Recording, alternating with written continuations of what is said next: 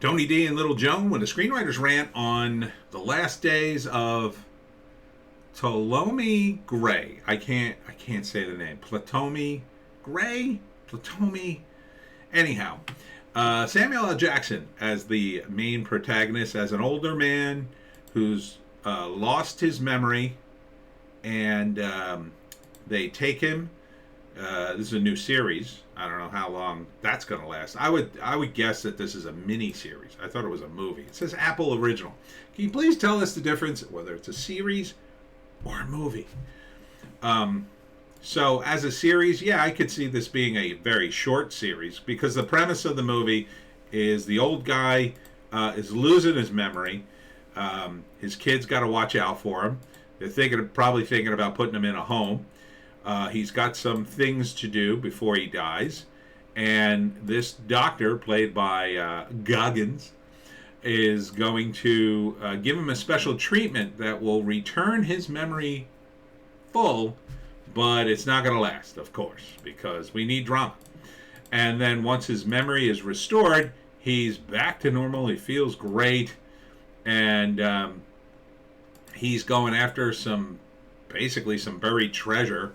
And he remembers the days of racism and things that happened to him in his life. But he's going after his uncle's, buried treasure. Seems to be the thrust of the movie.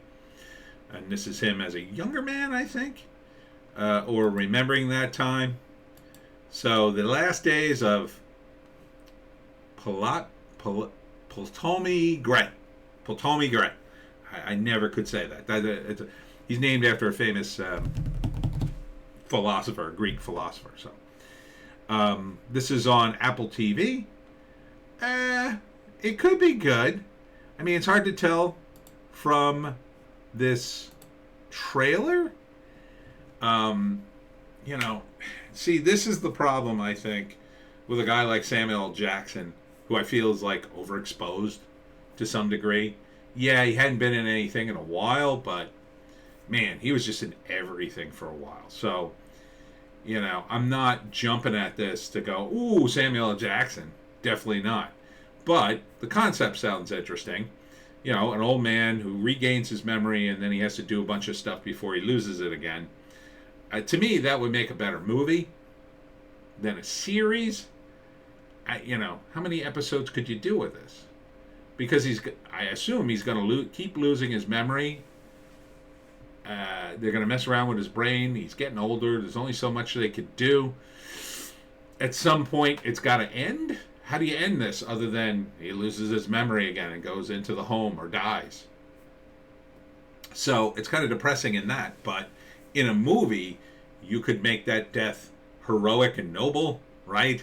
He finds his uncle's legacy, gives it to his kids, and dies in the attempt, but he goes out with his brain intact.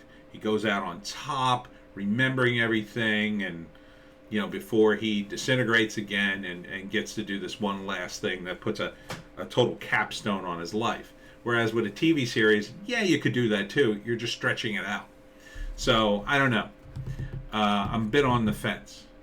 I'm watching the Jack Reacher series. I know I keep mentioning it, but I'm really enjoying it. That's a mystery show. I think it lends itself better to episodes. It's really well done. It's exciting because there's a murder and there's action and they got to solve the murder. This doesn't have that deadline to it. So I don't know.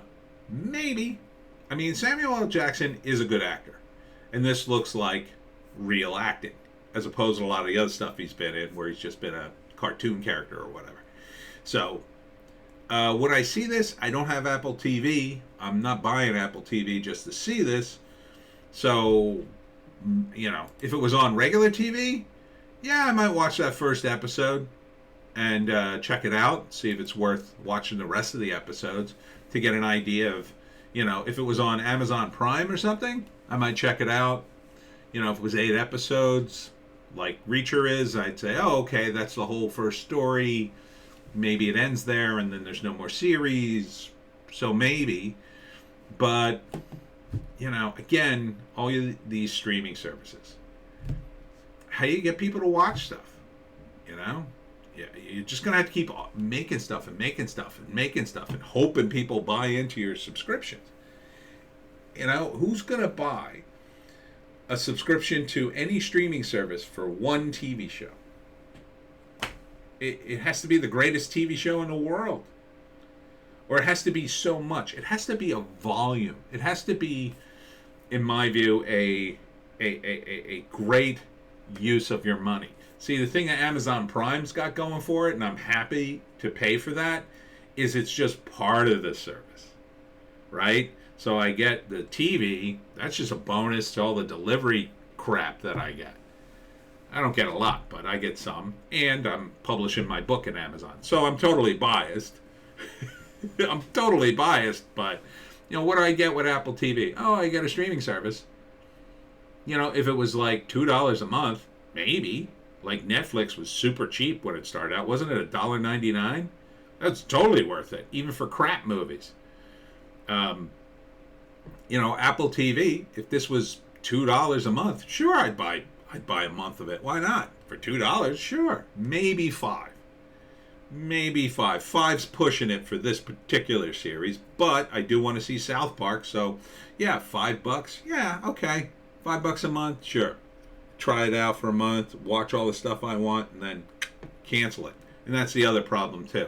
You're going to have people buy it for a month, then cancel it. You're going to have people buy it and share it with all their friends.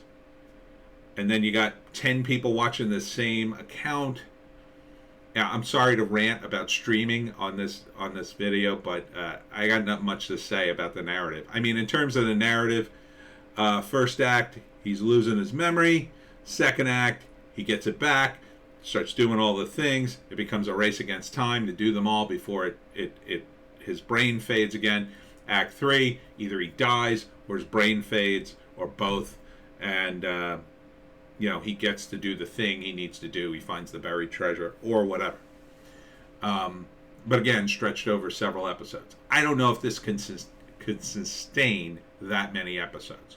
With Reacher, you have action, you have crime, you have a mystery. You also had some sexy nudity in episode 4. Nice boobies, by the way. This, I don't know if that's gonna have all that, but we'll see. Anyhow, that's my rant. I'm Tony D, and this is Little Joan. We have 2 more videos on Odysee, Bitchute, and Rumble, a news blast, and a Hollywoke hot take. So check it out for more base takes, and we'll see you tomorrow.